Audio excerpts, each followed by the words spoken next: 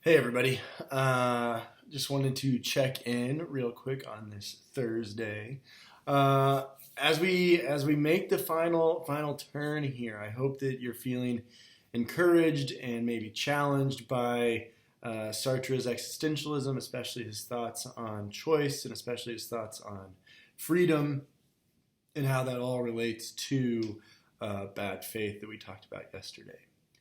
As we make this kind of like final turn, you can see here that you have your response paper 4. It is open and it is due by midnight tomorrow, the 10th. Okay. Also, you can see that you have your discussion board prompt, so please be active and diligent and responsive on that. But I wanted to just kind of offer a couple minutes worth of reflection here. Okay. And as we kind of make this final turn, and as we kind of close to wrapping up the course, I just want to say, think of everything we've done in the last 4 weeks, right? And to greater and lesser extents, I mean, a lot of what we covered is a lot of what we cover in the full 15-week course. Usually and clearly in the 15-week course, we have more time for discussion. We move a little more slow with some of these topics. And there are other topics in the 15-week course that we didn't get to cover in this shortened 4-week one. But I do hope that as you think about kind of, coming into this class just 4 weeks ago and maybe not really having a good grasp on what philosophy is, but now like leaving the class in just a couple of days, hopefully having a pretty good grasp on at least some major thinkers in Western philosophy, right? So we set the stage with the branches of philosophy, right? Thinking about metaphysics, thinking about epistemology, thinking about logic, thinking about axiology, right? And the way that those branches kind of encompass, the scope of Western philosophy, okay? And not just Western philosophy, Eastern philosophy as well. But thinking about kind of that was our starting point, right? Setting the stage with those branches of philosophy.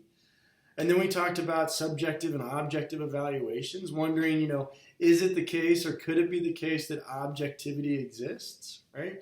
And does or can objectivity exist, especially as it relates to moral values, right?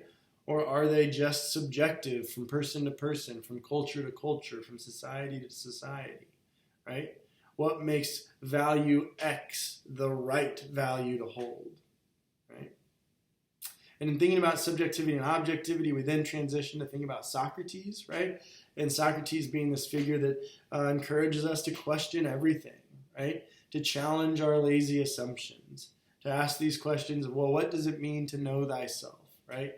The unexamined life is not worth living, right? And that the wisest of all humans is he or she who knows they know nothing, right? And so thinking about this idea of what that offers us and thinking about this idea of Socrates really challenging us to break out of the status quo, break out of kind of living these numb lives. Okay? And then we turn to Plato and Aristotle, right? Where Plato, again, asks these questions about metaphysics, about, how is it the case that like our imperfect world could become more perfect? How is it the case, and is it the case that, there's an even greater, enduring, ideal realm somewhere out there? Theory of the forms, right? And then we saw this represented through the allegory of the cave, right? And the allegory of the cave is this timeless tale of becoming enlightened, right? Of finding the truth, seeking the truth, breaking out of that which is comfortable, okay? And then we talked about Aristotle with his very practical, his very focused way of thinking about life, that all of us are aiming towards happiness, right? And in aiming towards happiness, there's a very kind of particular way to live well and to do well. And that's to use our unique ability to reason, right? And we're to employ the doctrine of the mean, right? Use the doctrine of the mean to help us know how it is we ought to act and not ever kind of find ourselves lacking and too little or having too much, right? Finding that middle amount. And then we looked at Hume and Kant, right? And Hume, drawing close attention to our ability and the necessity of our ability to have emotions, right? And that we are fundamentally emotive creatures, right? And the fact that, again, our emotions guide much more of our action than we would like to believe. Okay? That reason comes second for Hume. Okay? For Kant, reason comes first, right? For Kantian philosophy, that which is of most importance is our ability to reason. And the reason tells us how it is we ought to act, and we ought to act in accordance to the categorical imperatives, right? And that reason really does play much more of a role, and a great role at that, with our moral lives in particular. And then this week, right, looking at existentialism, questions about what it means to be human, what it means to exist, asking these questions that are challenging, but also, I think, really exciting, right? Because I think the existentialist aim is to try to make us become more alive, to try to make us really become who we're capable of becoming, okay? And so thinking about just existentialism in a broad scope, but then also focusing as it relates to Sartre, right? As it relates to what Sartre offers us as a way of thinking, as a way of living. Okay?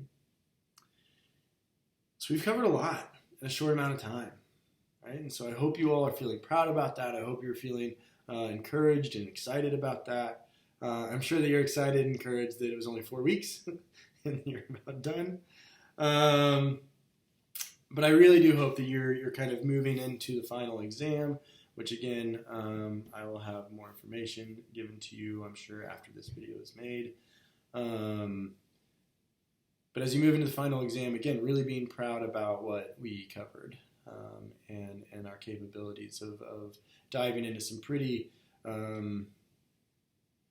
focused philosophy. So nicely done. Okay? So I encourage you all, as we kind of make the final turns, to stay diligent, stay focused. I hope you do well on your paper, and you do well on the discussion post for today, and then on your exam for tomorrow. So, excuse me. That's a funny way to end a video. Cheers.